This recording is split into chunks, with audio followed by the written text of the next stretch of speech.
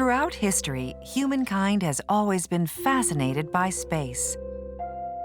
With the development of new technology, humans have traveled farther into space than anyone ever thought was possible just 100 years ago. In the 1950s and 60s, enormous progress was made in space exploration. It reached its peak when Neil Armstrong became the first human to walk on the moon on July 20th, 1969. But this progress wasn't made just because of developments in technology, as physicist Anu Ojha explains. Human space exploration started in 1961. That was half a century ago, with Yuri Gagarin being the first human being to orbit the Earth. Now, when we look back in time, the original reason for going into space was this political battle, this struggle between the Soviet Union, Russia, nowadays we think of it, and the United States, communism against capitalism. And that's why humans went to the moon. Throughout the 1970s and 80s, the United States and Russia continued to dominate space exploration. But in the past 20 years, things have started to change. It's true to say that in the early years of space exploration, it was individual countries competing against each other. We had the United States against the Soviet Union. But in the last 20 years, we're seeing more and more international cooperation. And the greatest example of this cooperation is the International Space Station, which has been in orbit since the late 1990s. The International Space Station is a collaboration between the Russians, the Americans, the Europeans, the Japanese, the Brazilians, and many other countries. And while countries like the United States are reducing their investment in space, other countries are just starting to get involved. When it comes down to space exploration, space science, space technology, a lot of people have this idea that it's just NASA, or it's just the European Space Agency, or it's just the Russians. What we found in the last 10 to 15 years is some of the countries that are emerging financially are also starting to play a bigger and bigger role in space.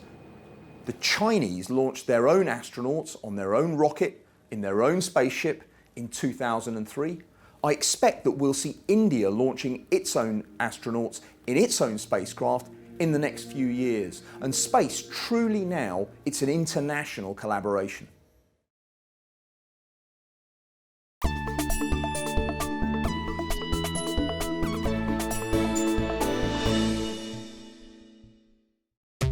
In the future, it could become increasingly difficult for many countries to justify spending on space programs.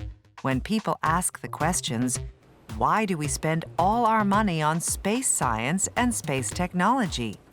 What difference does it make to our everyday lives?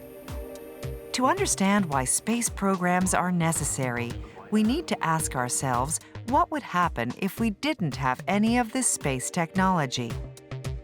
The best way of trying to understand just how much we get from space science and space satellites is to imagine what would happen right now in the 21st century if we switched off all the satellites orbiting the Earth. What effect would it have on our lives? No GPS systems, no sat-navs in cars, global telecommunications, getting signals, getting news, getting sports coverage, global communications, all of it would completely stop within 1 or 2 days. And the way we live our lives is so dependent on this that life would get pretty uncomfortable, even in the space of just a week. We need satellites to maintain the way we live our lives in this century. Space technology also plays a vital role in monitoring changes in the weather and environment. Every year, thousands of lives are saved by the information coming from weather satellites. And if we want to understand what humans are doing to the environment, there are lots of concerns about climate change. Is climate change real? Yes. How much of it is being caused by humans? That's what we're still not sure about. But in the last 10 years, we've got a network of satellites that are what we call Earth observers. They're looking down at the planet. They're helping us understand the planet better. Traveling into space has increasingly less to do with human exploration and much more to do with big business. Unmanned spacecrafts are being used to launch commercial satellites and for space enthusiasts like Anu. This is a concern.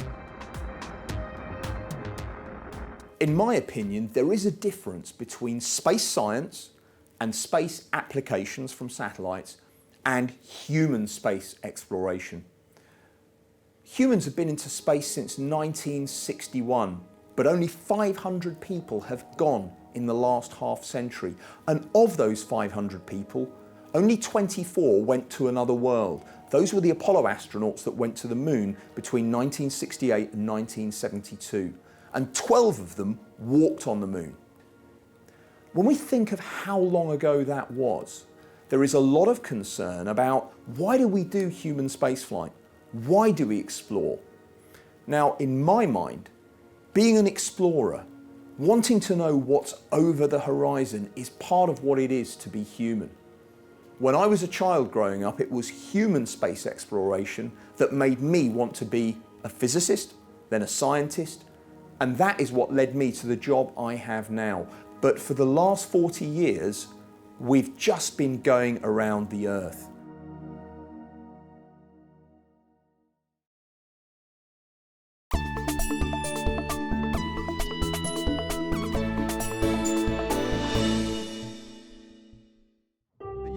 So, what's next for people who still dream that one day they will be able to see Earth from space?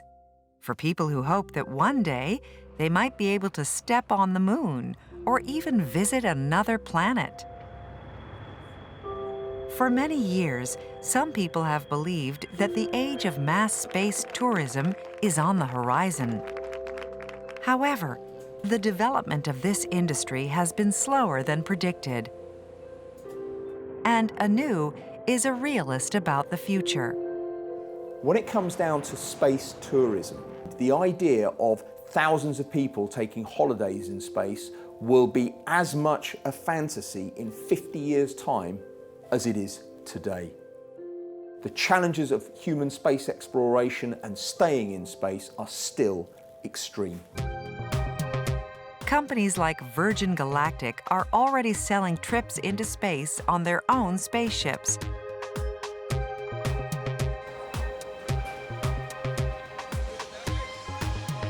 Virgin is currently building a spaceport in a New Mexico desert in the U.S.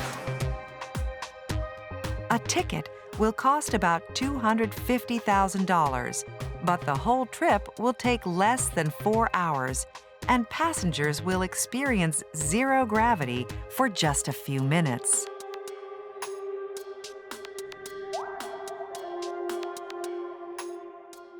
If you want to be an astronaut, the official definition is that you must go above 100 kilometers altitude.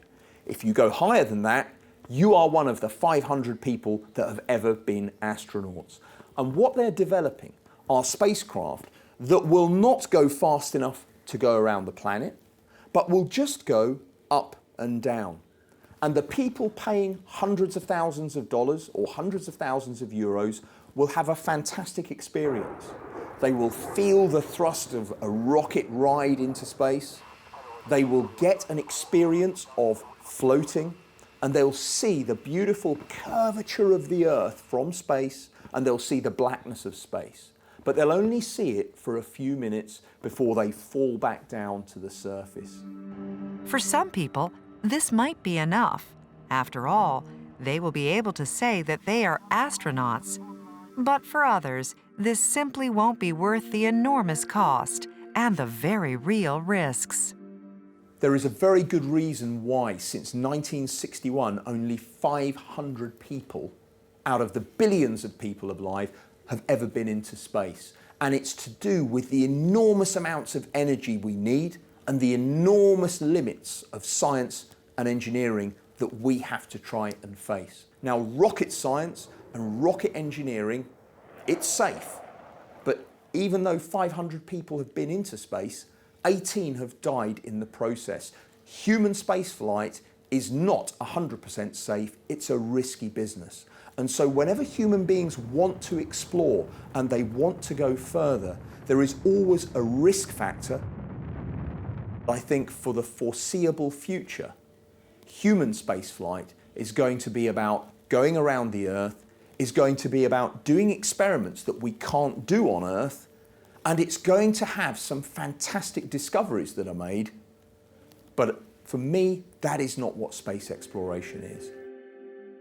While space tourism is an idea that I think would be fantastic and I would love to experience, I don't think we're going to see a time in the next century when we have thousands and thousands of tourists taking holidays in space. I think that's more science fiction than science fact.